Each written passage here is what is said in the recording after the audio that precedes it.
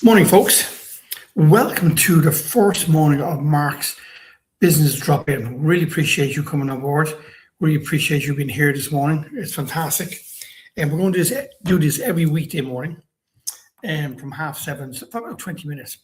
And it's talking about stuff that affects you as a business owner, or maybe you're an MD or a CFO, or you're leading a small company or a medium-sized company, and you feel like there's nowhere to turn and you're out on your own. So we're going to be live every morning for you to come and have a chat.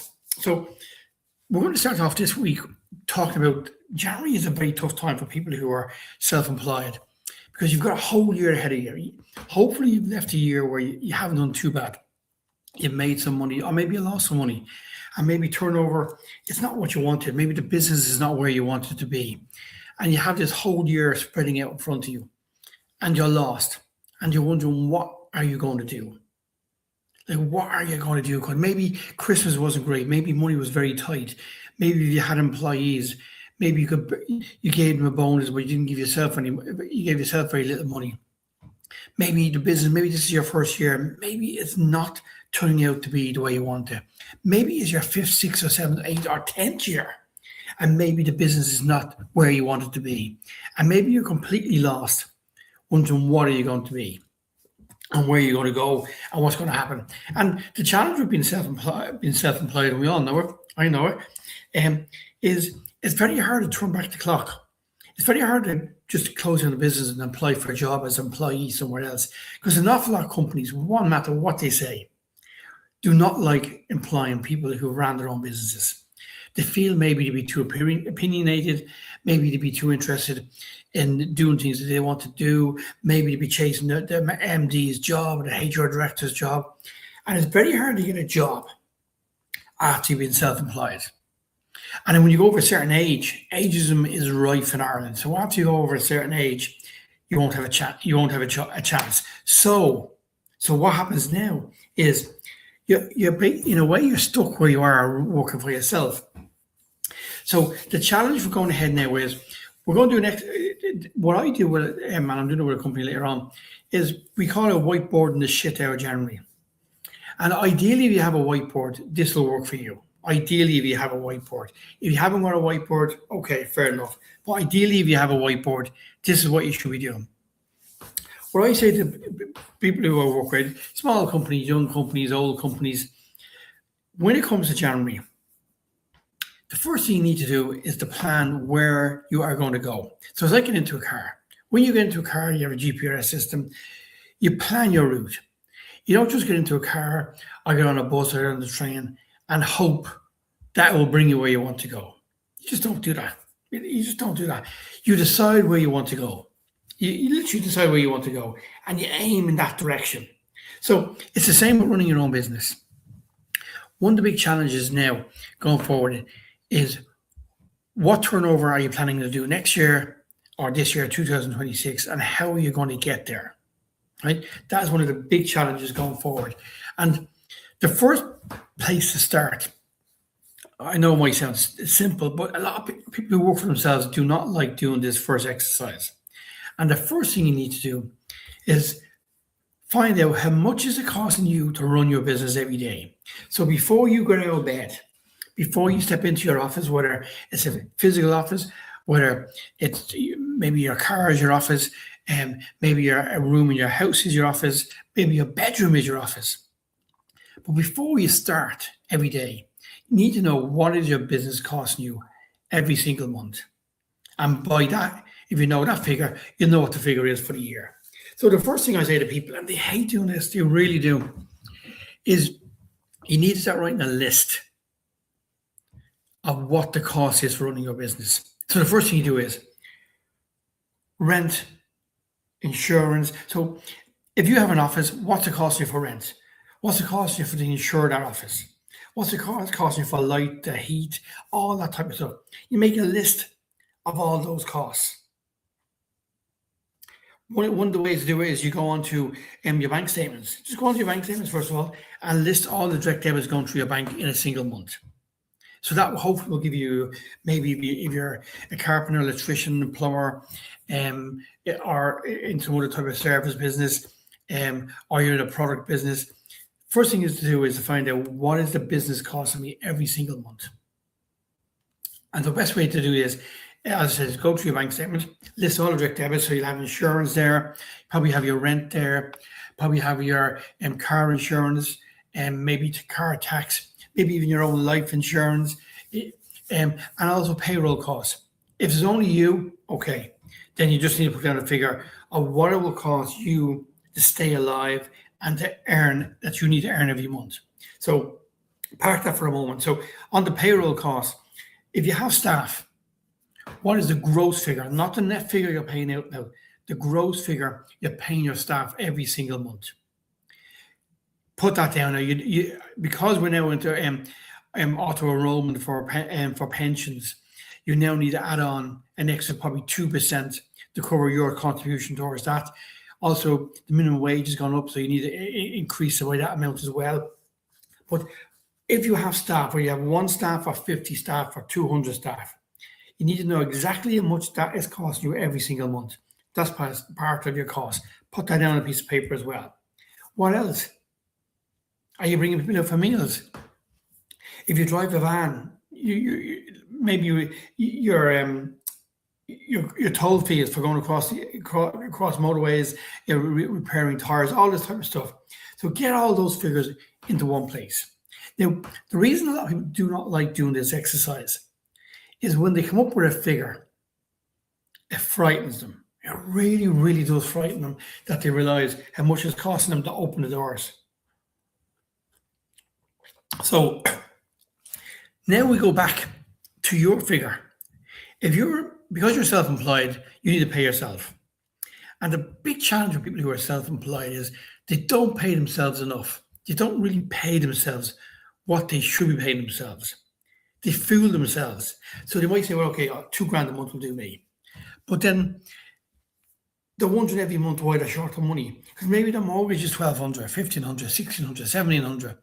So, and then they have the insurance for the house, they have the life insurance, they have put food on the table, feed themselves and their family. So the first thing you need, so one of the things you need to do for yourself is write down what costs are there for you as an individual? What do you need to pay yourself to stay alive every single month? And to live, when I say comfortably, that you're not scrounging for money at the end of every month. So what do you really need to do to cover your mortgage, your life insurance, your own personal car insurance if the company's not paying it, your road tax, and petrol if you're putting your own petrol into your car and it's not for the business, what's that going to cost you? Are you doing a takeaway once a week? What's it costing you for food every single week to keep the family fed? Light, heat, all that type of stuff. Your phone. So write that figure down. And that's the figure that's going to be, you're going to add to your total cost for your business. Now, when you have these two costs, add them together and add on about 25%. And the reason I say add on 25% is very simple. Is you have forgotten things. On purpose, you have forgotten things. If you said, oh, I always have money for fuel. I always have 20 quid to put in the car every day. Or I always have this, I always have that. So I always have the tenner for my lunch every day. Or my fiver for my cup of coffee every morning. I always have that. But you don't. If you're self-employed, the money for all that is coming from your company. It's as simple as that. It's coming from your company. It's not coming from some magic funds. It's coming from your company. So you need to take that figure. And on your whiteboard, and ideally, a good decent whiteboard is what you need, or a flip chart. Now, flip charts are good, but the idea of a whiteboard is very simple. With a whiteboard, as you start to add figures to it, excuse me, every day you walk by, or whether you walk by it once in the morning, once in the evening, or 4 or 5 times a day, or 50 times a day, those figures are going to come embedded in your head. And that's very, very important. They're going to come embedded in your head, right? And that is extremely important. So when you have your figure for overheads, and you've added 25% onto it, put it down top right-hand corner. Now that is your drop dead figure that you need to do every month. Now, the challenge with a lot of people is they find that figure very, very scary. They suddenly realize, and I work with companies, and I remember working with a particular company a couple of years ago, and they were amazed. The owner was amazed what it was costing him to run his business monthly. He did not realize he needed to do that figure. And you might think, well, it was his business. Surely he knows all the figures inside and out. When you're self-employed, the answer is yes, you should know all your figures inside out. But we lie to ourselves. We lie to ourselves on purpose to keep ourselves going. We tell ourselves, yeah, we only need to do 20 grand or 5 grand this month or 10 grand this month or 20 grand. That'll do me. And it sounds a lot of money and I'll be doing okay. But we lie to ourselves to make ourselves feel better because we don't want to see what the real figure is. Because when we see that real figure written up there on the whiteboard on the right-hand side, you suddenly realize how much you have to turn over minimum to keep yourself alive. And there's many people who have written that figure down and decided that working for themselves is not for them. And this could be after 1 or 2 or 3 years. I've got into companies. I went into a company a good few years ago. I did an exercise. I went through all their sales for the whole year. And they didn't realize that their customers they were spending most of the time with were giving the least turnover. And the customers were spending the least time with was giving the most turnover. Because an awful lot of people don't do this simple exercise. They think because they're working in the business, they know all about the business and they know where they're going. But a lot of times they don't. A lot of times they've got into the driver's seat, they've turned the ignition and they just drove. There's no destination in front of them. They don't know where they're going. They're just hoping they're going to get there. It's like driving down to Cork from Dublin and heading towards Belfast first, hoping you'll get to Cork, right? It doesn't work. Or getting into the car in London and hoping to go to Wales and instead finding out that you're actually in Scotland, wondering how you got there because you had no GPS, you didn't have any map, you didn't do any planning, and you're just there. That's one of the big challenges. So, sorry, my throat's going here. So, that figure is one of your key figures in running your business. That figure on the right-hand side is going to tell you now what you need to turn over minimum for the next 12 months to keep the doors open. And that's a key figure. Now, that's not going to be a turnover figure. You're going to have a bigger turnover figure. But now you know the minimum cost per month. And if you want to be really, really in control of your business, divide it by 4 and you'll see the weekly cost to running your business. And that's really, really important. Successful entrepreneurs and successful business people, they know that figure. And my first few businesses, I didn't know that figure. It's only with experience do you know that figure. So I'm talking about giving you 40 years worth of experience on why that figure is important. There's business owners listening to this and business and managing directors and all that who I said walked into their office now and said, what is the cost for you running your business every week or every month? And they will stumble to tell me that figure. You now know that figure. And that figure is your driving force. That figure is your red line. You must get past that figure every single month to know you're making money. And that is a key figure. And what you really need to do is, because once you have that figure, if you do any new direct debit, so you decide to up your car insurance, or you decide to buy a new car or a new van, or you decide to lease a new warehouse or a new storage area, you're going to add it to that figure. So that figure, so when someone says to you, right, we'll take on a new car, it's going to cost 500 quid a month. You immediately know, well, hold on a second, it's cost me 4,500 to run the business every month there is. Now it's going to cost me 5,000 because of the add-on 500 euros for leasing and the car insurance. So it's important that you get to know what that figure is. And it's important that you drill down into that number. But now you have it. You have it up there on your whiteboard. And that's very, very important. So you now know what your weekly or your monthly and your yearly cost for running your business really is. And as I said, a big challenge for you now is to decide, do you keep running your business? But also, when people see that figure, they realize they have to change. Maybe you have to get out of bed earlier. Maybe you have to work later. Maybe you have to do things differently. Maybe you've decided from going through the direct debits or going through stuff, you need to cut that figure because it's too high. But the reality is that is the figure you need to get every single month to run your business. So now we know that figure. And from that figure, we're now going to look at turnover. And we'll go through more details that tomorrow on the turnover. But what you really want to do now, what I want you to do before tomorrow is really, you now know to look at what was your turnover last year.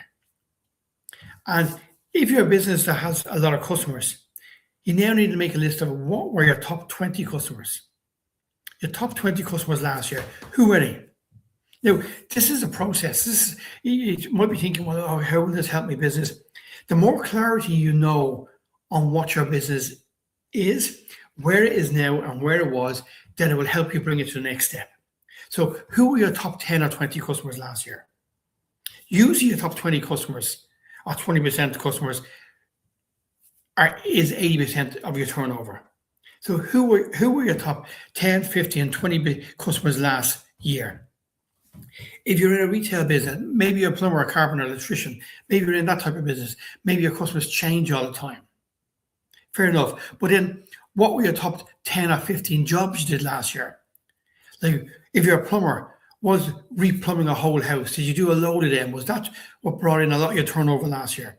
Or was it all small jobs, leaking taps, leaking pipes, blocked pipes, all that type of stuff?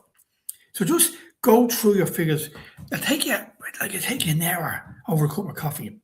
If you have any type of an accounting system, if you use any type of an accounting system, usually it will just print out for you your top customers last year. And from that, you'll see what you sold them or what service you use from your business.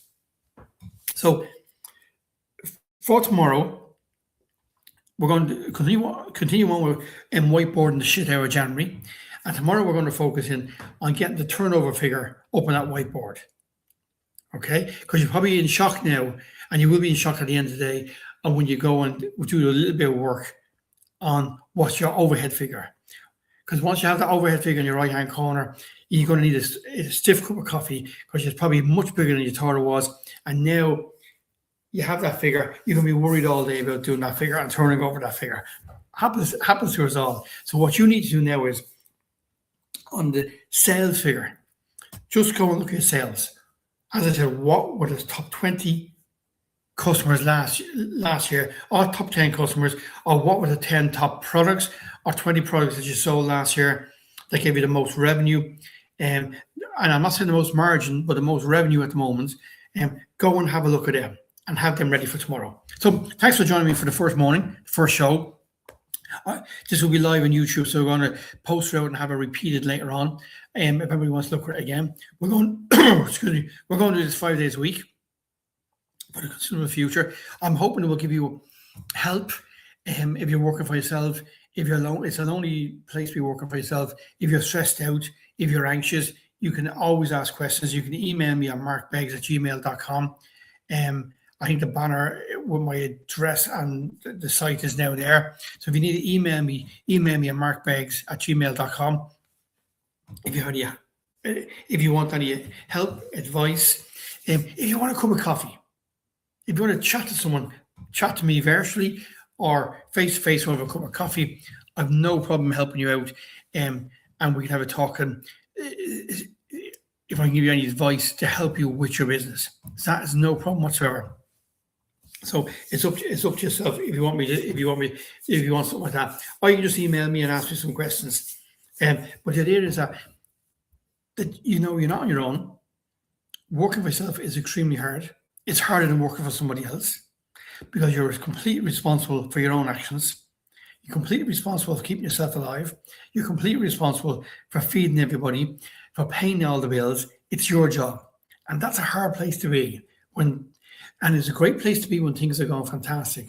It's a terrible place to be when things are not going fantastic. Okay. And that's what you have to keep in mind. So, look forward to seeing you tomorrow. I said it's only a 20-minute show. We've just done 20 minutes now. It's only a 20-minute show every morning. And I'm doing it at 7:30 because not a lot of people will be on the train, in the car, and driving in. They might want to listen to her on YouTube, or listen to her on LinkedIn, or listen to her on Instagram, and just have her on the seat there when you're driving in, whatever. Okay. And many people look at this every day. It doesn't bother me. I'm doing it to put it up there.